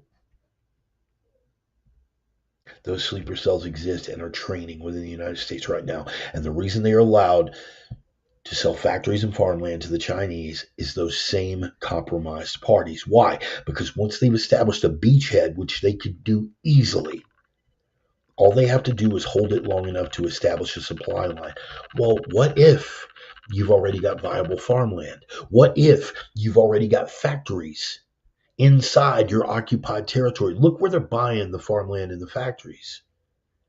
If we're looking at a Red Dawn scenario, pull down through the Northwest, you come across the Aleut Peninsula, down through Alaska and Canada. We're going to get to that. You establish a beachhead on the West Coast in the Pacific Northwest, and you've got factories there that you already own, that you're already moving machine tools in, that start producing munitions. And now suddenly your supply lines aren't overextended. Suddenly your food supplies don't count on what you can pillage from the conquered people. Suddenly you are self-sustaining inside the borders of the United States. Boy, and that's something to think about. Fentanyl is one angle.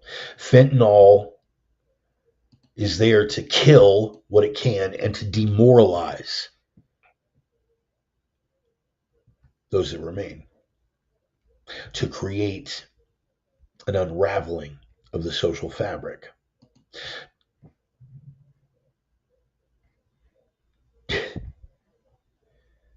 Biden, what a brilliant guy.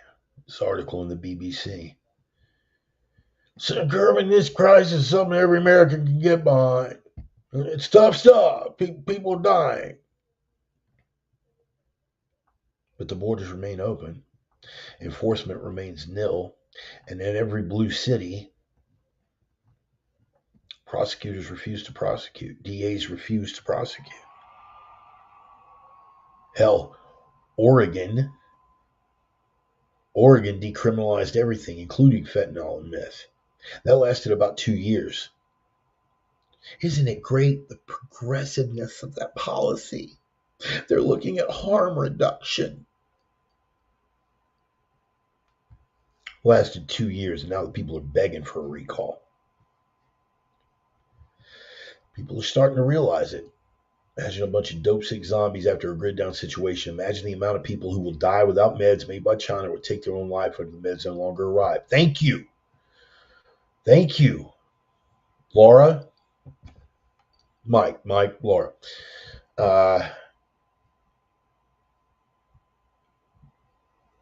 It's multifaceted. You would have what I refer to as a convergence of crises. We're not nearly as squared away as we like to think that we are.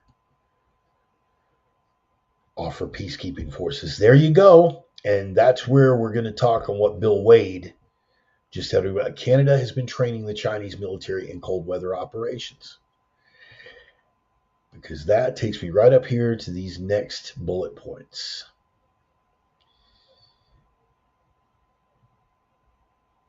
The Heritage Foundation has a good article that you should read called China's Soft War Against America. It's written by Dr. Lee Edwards. You should look into that.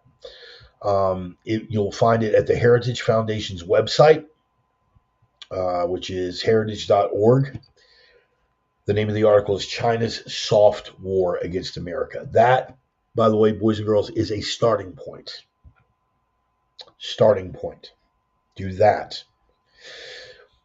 Then you're going to want to read a book that came out in 1998 called Red Dragon Rising.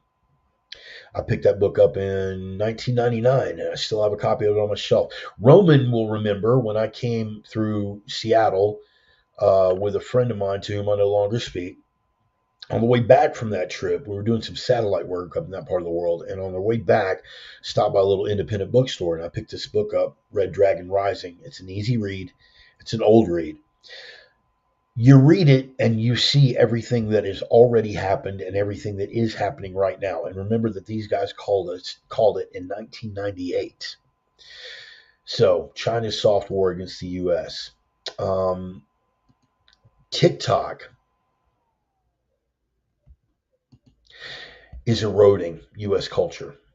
And as long as they remain under the control, first of all, they're stealing intellectual property. This has been a problem for decades. They're stealing our production. They're stealing our intellectual property. They're undermining us culturally from the inside out, particularly with TikTok. I do not have TikTok on. I do not have TikTok on my phone. Nor will I ever run that as a platform. And I could get a massive audience. I could get a massive audience on TikTok. I could triple my exposure overnight as long as the Chinese are invested in that country. As long as it remains under the control of the PRC, you are not going to see me on TikTok unless somebody grabs and reposts my stuff. Unless somebody grabs and reposts my stuff on TikTok, have at it. But not this kid. They are data mining, which is one thing, but every tech company data mines, and Facebook and Google are the worst. Google was conceived as a data mining operation for the intelligence community. Do your own homework on that. Every tech company does that, but TikTok is taking all that data and instead of selling it to advertisers, they're making money off selling it to advertisers, and they're keeping it in databases inside a communist republic. All of your information. These people are an adversary. Say what you want about Darth Cheeto, but he was the first American president since Reagan that actually recognized that China was an adversary. They're not an adversary anymore. They are the enemy. Because we're already at war. We are at war with the Chinese. Culturally, they're eroding us, and all of the harms of TikTok.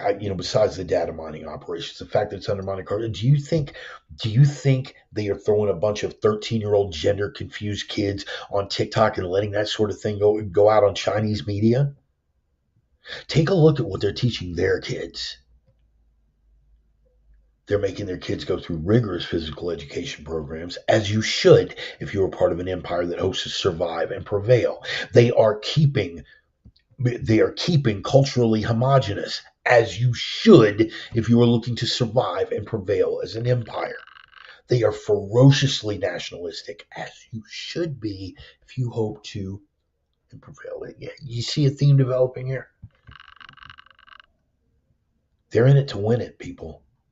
I don't care about your emotions. I don't care about your, I could care less about your goddamn pronouns. I don't care. I don't care about your pronouns, your gender identity, your, fits of clinical depression and your anxiety. And I care none of it. I don't care. I don't care. Because what did we say earlier? History is written by the victors. If I'm going to, Bart, you're going to be on the wrong side of history only if we lose. And by you telling me that you fully intend to put me on the wrong side of history, that lets me know which side you're on, doesn't it? Canada, sorry, I'm running off the mouth, Bill. You were right. You were right. So I want you guys to look up something. Just do a real quick Google search and see if you are coming up with the same conclusions that I am. Before we get to Canada, let's go to Africa. Chinese in Africa. Do a Google search under news for Chinese in Africa. What are you going to find? Chinese weapons are taking over Africa. China APT stole geopolitical secrets from the Middle East, Africa, and Asia. New frontiers, old tactics. Chinese espionage group targets Africa and Caribbean governments. You don't think these people are in it to win it? You don't think that we're already at war? Here's another thing that the Chinese have over us. They don't give a damn about guilt. They don't give a damn about guilt.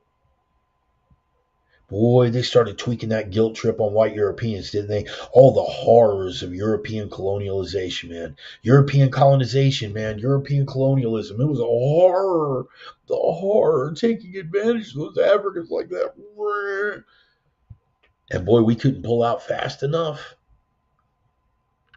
Which is odd because the way I remembered it when we showed up. Let me see, you guys were living in mud huts, shitting in your own backyards. Didn't understand germ theory or its contribution to why you shouldn't shit near your drinking supply.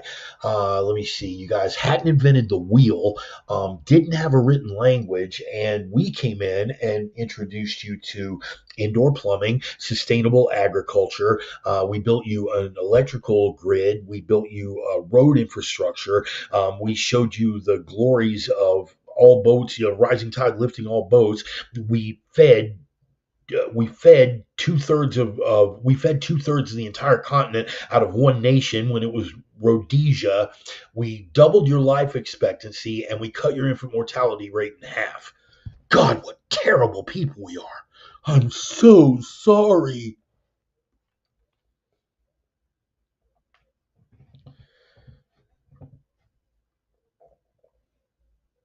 But if you want to take a look at it, the Chinese have no such compunctions. They are in it to win it. They are going to go in. They are going to exploit. Exploit. They're going to genuinely exploit those resources and those people, and they are going to brutalize these nations in a way that they will beg to have the Europeans back. I weep for Africa. I weep for Africa. We thought we ended communism with the fall of the Soviet Union. We did not. Not even close. But that's the Chinese in Africa. Let's get to the heart of it because I want to touch on this that Bill brought up because it's an important point. We're in the home stretch right now. Google News search, Chinese train in Canada. First result, Canadian soldiers no longer training Chinese troops, defense minister says. That was on December the 10th of 2020. The next one down from the CBC. No, excuse me. Next one down from the Daily Mail. Now remember, on the 10th, Canadian soldiers no longer training Chinese troops, defense minister says. From the Daily Mail, a day later, top secret documents revealed Justin Trudeau invited China's People's Liberation Army to train troops in Canada. Let's go to the first headline first. Canadian soldiers no longer training Chinese troops. This was in 2020, by the way. If you think it's legitimately changed, guess again, bro. Please stop. Well, they weren't doing it, but they're not anymore, man. You're just being alarmist. Eat a dick. I'm sorry for the language, but I'm really just at wit's end with this stuff. We know about Trudeau and his open admiration for President Xi and for communism. Somebody out there right now is saying, am I going to bring up that he's probably Castro's kid? No, I'm not going to bring that up because that's just a low blow. I mean, to point out the familial resemblance between Justin Trudeau and Castro when we know that his mother was having an affair with Castro. I mean, dude, that's just low hanging fruit. I'm above that. I'm not going to do it. It's just not my style, man. I understand you guys want me to go into it and talk about Trudeau likely being Castro's kid, and that's why he would have an affinity for communism. And I get that you guys want to do that, but it's just I can't, man. I'm above it, bro. I'm above it. That's just low hanging fruit. Oh, hi, Laura. Anyway, all that aside, I'm trying to bring some levity to it because I'm feeling that anger boil up, and I'm trying to manage that right now because we got about 10 minutes left on this thing, and I really, really want to bring it home. Chinese are training in Canada. They have been for some time. They got caught in December of 2020. And they said, oh, yeah, they were here for a thing, but it wasn't really a thing. And besides, we're not doing it anymore. And then a day after they made that announcement, they found a classified document that said that Trudeau had invited those troops to train in Canada personally. This is our neighbor to the north. This is Canada, just to our north. Invited the Chinese to train on Canadian soil. Now, I could draw a parallel. That would be like, oh, I don't know, Zelensky inviting Americans to train right across the border from Russia, how people would get upset and provoked. And um, if we had a president in office now, which is why I don't believe that they're not doing it anymore.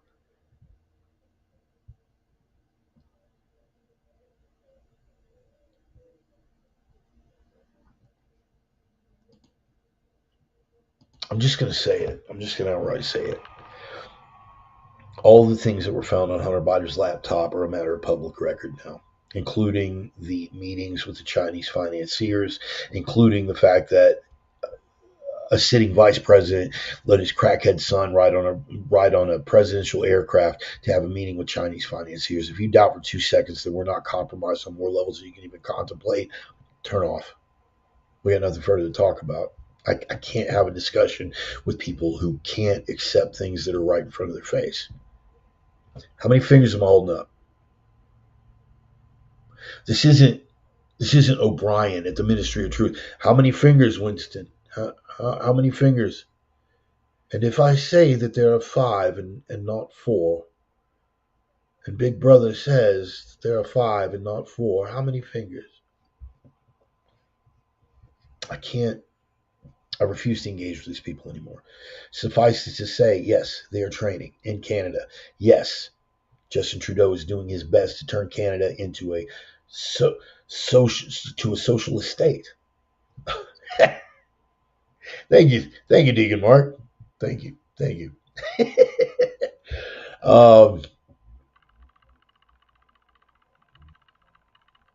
Yeah, that's wild about Canada. Laura, I'm really surprised you hadn't heard that.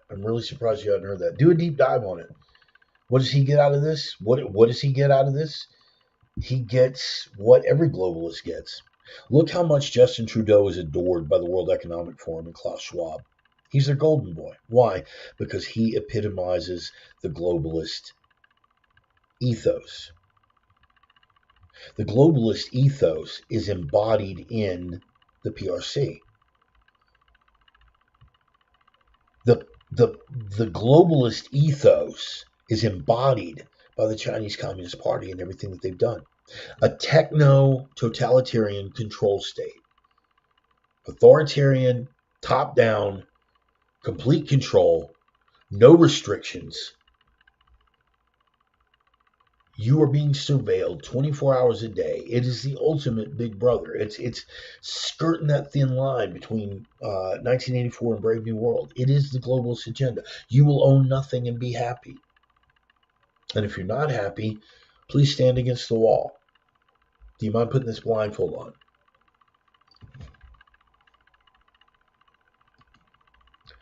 Like we were talking about last week, JT.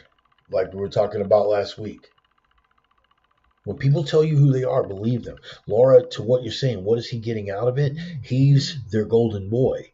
What are the people in the U.S. getting out of it? What is Pelosi getting out of her close ties to Xi? What is Biden getting out of his close ties to Xi? What is Schumer or any of the other congressional leadership? Why are so many willing to sacrifice U.S. interests to the interests of the Chinese communists? Why? Doesn't make any sense. What are they getting out of it? Because, hear me out, they have already made their call. It's a gamble. They are gambling on the downfall of the West. They have already decided in their head that China is the heir apparent, that the Chinese are going to win. So they are aligning themselves with the new ruler. Like the old Simpsons episode, I, for one, welcome our insect overlords, That's the move they're making right now.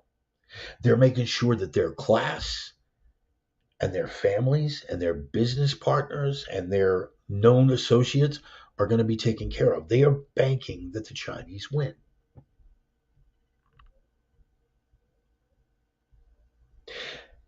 And in order to make that happen, they are facilitating the Chinese winning. They are allowing the spy balloons. They are allowing the open borders and the infiltration. They are allowing the draining of our strategic petroleum reserves. They are allowing some of those reserves getting shipped to China. Yeah, Laura, you want a fun rabbit hole? Try that. Strategic oil reserve shipped to China. The last time Biden tapped the strategic reserves to try to keep gas prices down before the midterms, yeah, a lot of that got sold to the same Chinese financiers that were doing business with his kid.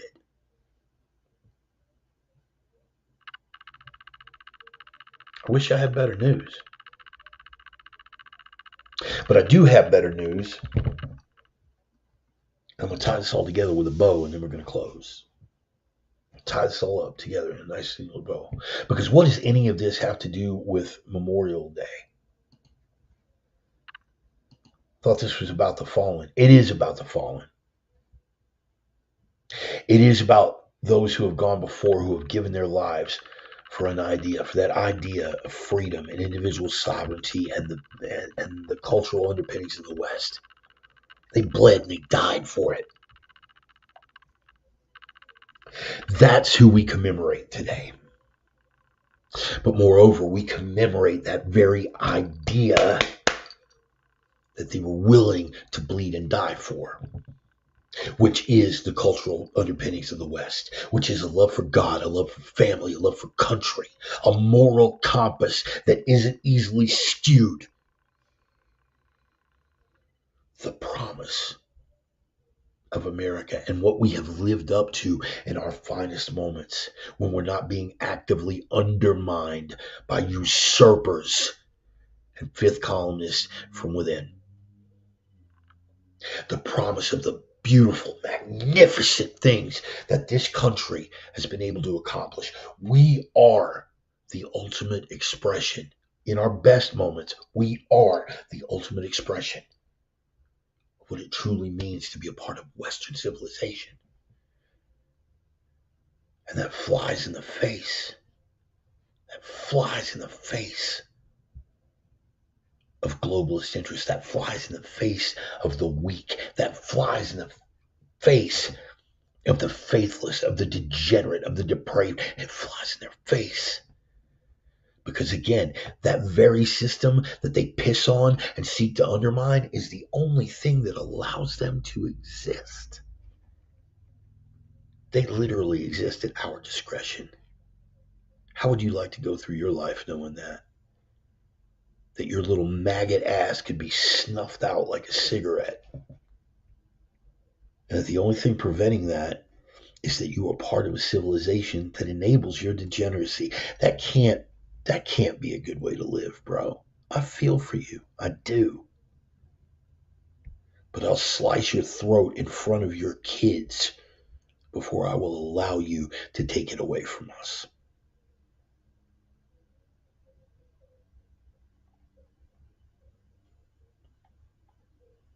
If the West collapses, civilization collapses with it. Oh, there will be a civilization. The Chinese have survived for thousands of years. The Chinese as a civilization and a culture have been around far longer than the civilization and culture of Europe. They think in terms of the long game. Right now, they're thinking in terms of the long game. Bart, you're losing them.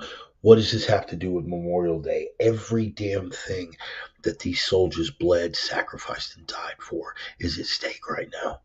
If you want to honor them, the way to honor them is to fight to preserve even the idea of what these men shed their blood for. And how else does it apply? And I don't want to think in these terms. What war cost more American soldiers' lives than any other war? Civil War. Historically, when things break bad, heard me say it a million times, law enforcement gravitates to the authoritarian regime. The military falls on the side of the people. Historically. They have sought to undermine that. But here's the good news. It's good that we're not making our recruitment goals anymore. Why? Because the idea that the military is instructed to fight for now has nothing to do with any of that idea of the West, with any of those cultural underpinnings, with any of it. It is godless. It is rootless. It is evil what they are being asked to fight for now. We serve as a client state for Israel. We serve as the law enforcement officer for globalist interests and economic concerns. We are Globocop.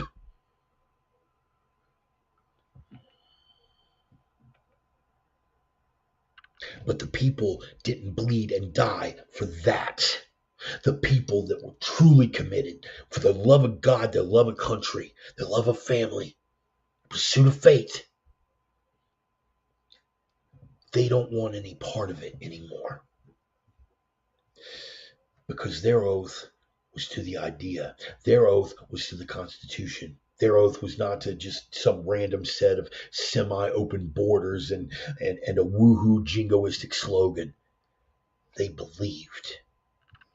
You will find plenty of cannon fodder, my friend. You will find plenty of cannon fodder to go out there and be on the front lines so you can do your little thing and engage in your war theater.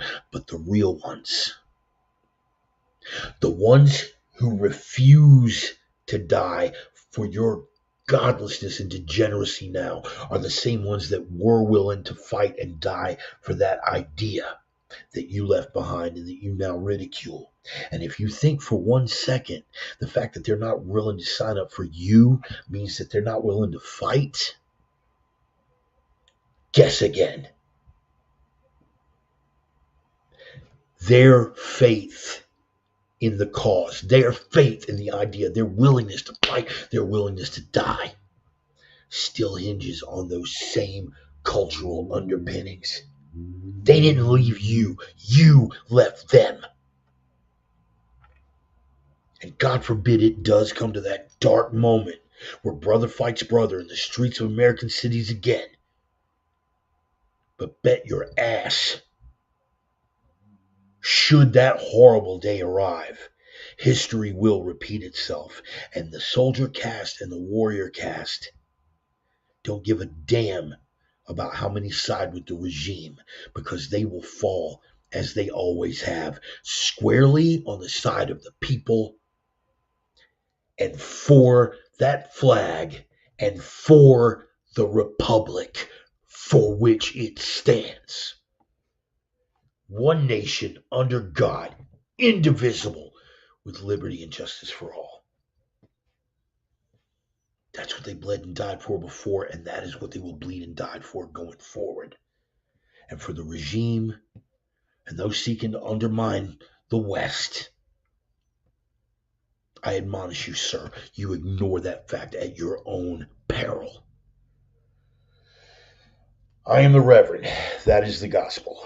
Appreciate you guys being here. I'm going to close with a prayer. I hope you guys will be kind enough to join me. And I also want you to keep Ryan's brother Kevin in your prayers. He's still recovering. And a link has been made available to a post. This waste of oxygen before she T-boned the motorcycle that Kevin and his wife were riding on. Basically did a public post on Facebook going, once it's something along the lines of, you can find it on Ryan's page, and I encourage you to find it, and I encourage you to follow your conscience, and I'll leave it at that. But yeah, the post was basically, once I start pouring the liquor tonight, I don't know, I don't care, I don't give a fuck. Once again, guess the ethnicity. But yeah, that's out there. Kevin is still sedated, as far as I know. Nothing better, nothing worse. He's hanging in there. Eventually, I believe they probably are going to have to cut him open. I hope not. But I would like for you guys to keep Kevin in your prayers as well. So let's pray together, and then we can close out, man. Lord God, first and foremost, I do ask that you keep your guiding and protective hand over Brother Kevin. Uh, he's seen some rough spots, Lord. He's seen some rough spots, including physically. But this is next level. So I ask that the strength of all those prayers going up for Kevin right now find their way through, and that your guiding hand protects him going forward. To what we talked about tonight, Lord, I pray for the souls of all those that have fallen here on this Memorial Day. I honor the sacrifice of these men and the ideas, soul and the core of what they died for. I honor that and I respect it. Going forward, Lord, I ask that you offer your protection to all those men who are willing to walk through the fire, who are willing to make the sacrifice. And if they are asked to make that supreme sacrifice and leave it all on some far-flung battlefield that they couldn't find on a map a month ago, that you bring them home. I offer prayers for their passing. But more to the point, Lord, I offer prayers for the spirit of this nation and its people, for the idea that these men were willing to bleed and die for, that we haven't lost it, to let people know that we haven't lost it, that it's still there under the surface, waiting for us to pick it up, Lord. And like you admonish us to lay down our burden, pick up the cross, let us lay down the burden of all the anger and all the divisiveness and all the bitterness and everything that has gone before and everything that splits us, and help us remember who we are as a people, as a nation, as a civilization and a culture, and let that be the cross that we're willing to pick up and carry forward through the fire. We may be the last stand, Lord, but if it is to be the last stand, let us make it proudly. And if we fall, let the last words that escape our lips with our final breath be an expression of appreciation for your Son, who was scourged, tortured, and murdered to buy our salvation and redemption when we could not have otherwise been redeemed. I pray these things in the name of the risen Christ, whom I ever serve. Amen. I love y'all, man. I love you. Thank you very much. I actually wasn't planning on doing but about 30 minutes, and here we are. But I'm glad y'all showed up. I'm glad y'all took the time. And for everyone offering up prayers, I appreciate that as well. I'm gonna pass around that. Digital collection plate. For anybody who might want to throw. I'm on PayPal, Cash App, Venmo. Whatever you want to throw. But I do appreciate y'all, man. I do. And remember, this primarily, guys, I'm working right now. This is a labor of love for me. So if you want to toss me something, that's cool. If you can't, that's also totally cool, because I remember that reluctantly we are still living in a Biden economy for the next foreseeable couple of months. Maybe not. Maybe we'll get that blessing ahead of time. But in the meantime, between time, here's something you can do for me. Share it on all your other social media platforms. If you've got a Facebook page, if you've got a Twitter feed, pop it out there, man. Let them know. All my OG Reverends, Rangers, Prophets of Doom, my Sinner Sisters, you out there doing your thing, please. Post it to your page, man. Let them know. Hey, crane operator with some opinions, fat, toothless cripple likes to get on a rant and rave for a couple hours at a time. Maybe you'll dig what he's laying down. But here's what you can do, not for me, but for yourselves going forward. It helps me out, but for yourselves. Like my buddy, the Mighty Stone said, like Brother Stone said, live the three, baby, live the three. What do you mean live the three? 3 prime directives. What are the 3 prime directives? I'm so glad you asked. Directive number 1, the signal-to-noise ratio. You've got to be the signal in a world full of noise. They'll try to bury you in the noise, make you think there is nothing but noise. You've got to be that signal to punch through the noise and reach those people on the other side that have ears to hear. You've got to be that light. Punch you through the darkness. You got to be that light in a world full of darkness. They'll try to bury you in the darkness, demoralize, dehumanize, emasculate you, make you think there is nothing but that crushing darkness. You have got to be the one who carries the light. Which brings me to the third and final and most important, the iron rule. Third prime directive, strength in a world full of weakness. I'm not just talking about here. This is important. But it can't just come from here. It's got to come from here, and guys, even from here.